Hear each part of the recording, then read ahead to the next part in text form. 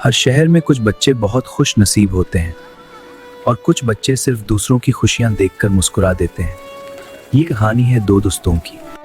आज स्कूल में ईद फंक्शन की तैयारी है।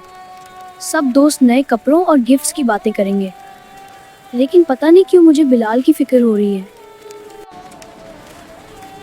काश मेरे पास भी नए कपड़े होते, लेकिन अम्मी की दावा और घर का खर्चा ज़्यादा ज़रूरी है। मैं अल्लाह से शिकायत नहीं करूँगा।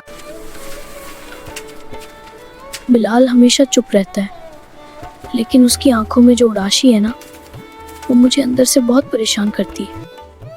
बस लंच ब्रेक ना हो, वरना सब फिर अपना खाना निकालेंगे और मैं फिर सिर्फ पानी पीकर चुप हो जाऊंगा।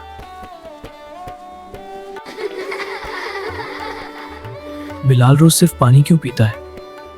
क्या उसके पास लंच लाने के पैसे भी नहीं होते? या अल्लाह। बिलाल को पता भी नहीं चलेगा और शायद उसको बुरा भी महसूस नहीं होगा। बस अल्लाह करे उसके चेहरे पर थोड़ी सी मुस्कुराहट आ जाए। ये किसने रखा होगा? शायद अल्लाह ने मेरी दुआ सुन ली, क्योंकि मेरे पास तो सच में कुछ भी नहीं था। बिलाल को हंसता हुआ देखकर पता नहीं क्यों मुझे इतनी खुशी हो रही है। शायद दूसरों को खुश करना ही असली खुशी होती है। ये बस घर जल्दी पहुंच जाऊं।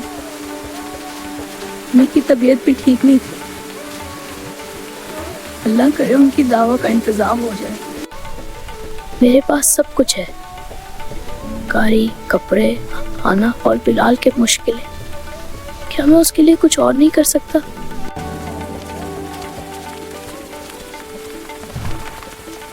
अम्मी, मैं आ गया। आपने दवा ले ली ना? बेटा फिक्र मत करो, मैं ठीक हो जाऊंगी। तुम बस अपनी पढ़ाई पर ध्यान दो।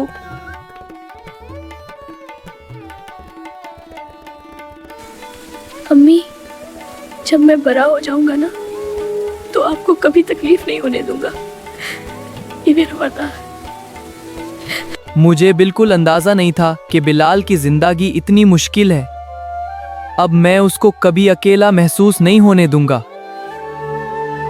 मैं रोज नए टॉयज लेता हूं, लेकिन बिलाल के पास बेसिक चीजें भी नहीं।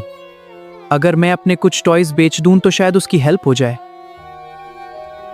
चीजें दोबारा आ सकती हैं, लेकिन किसी के आंसू पोंछने का मौका बार बार नहीं मिलता। इन्हें बेचकर उनकी मदद करूंगा।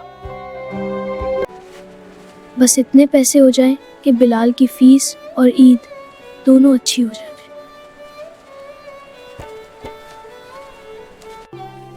अल्हम्दुलिल्लाह, अब बिलाल स्कूल भी आ सकेगा और ईद पर उदास भी नहीं होगा।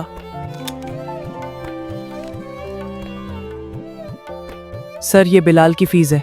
बेटा अहमद, तुमने जो किया है ना, अल्लाह इसकी बहुत बड़ी खुशी देगा। शुक्रिया सर।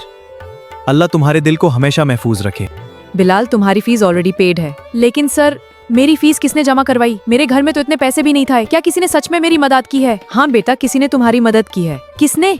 या अल्लाह, जिसने भी मेरे बेटे की मदद की है, उसकी जिंदगी खुशियों से भर दे। उसको कभी किसी चीज की कमी ना देना। कभी कभी अल्लाह किसी फरिश्ते को इंसान की शक्ल में भेज देता है, और उस दिन अहमद बिलाल के लिए वही फरिश्ता बन चुका था।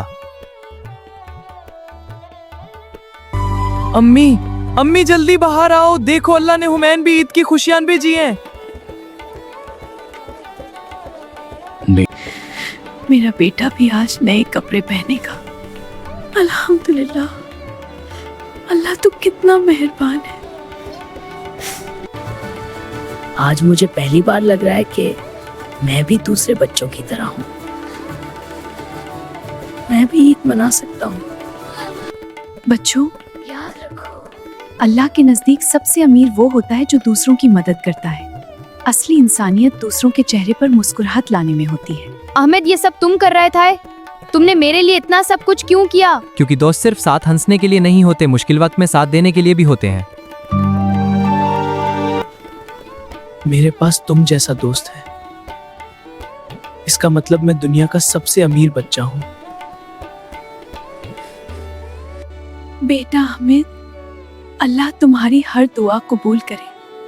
तुमने सिर्फ मेरे बेटे की नहीं, मेरी पूरी जिंदगी की ईद बना दी। अगर आपको हमारी ये प्यारी इस्लामिक स्टोरी पसंद आई हो तो वीडियो को लाइक करें, चैनल को सब्सक्राइब करें और मेरे दोस्तों और फैमिली के साथ जरूर शेयर करें। अल्लाह सबको हमेशा खुश रखे। ईद मुबारक।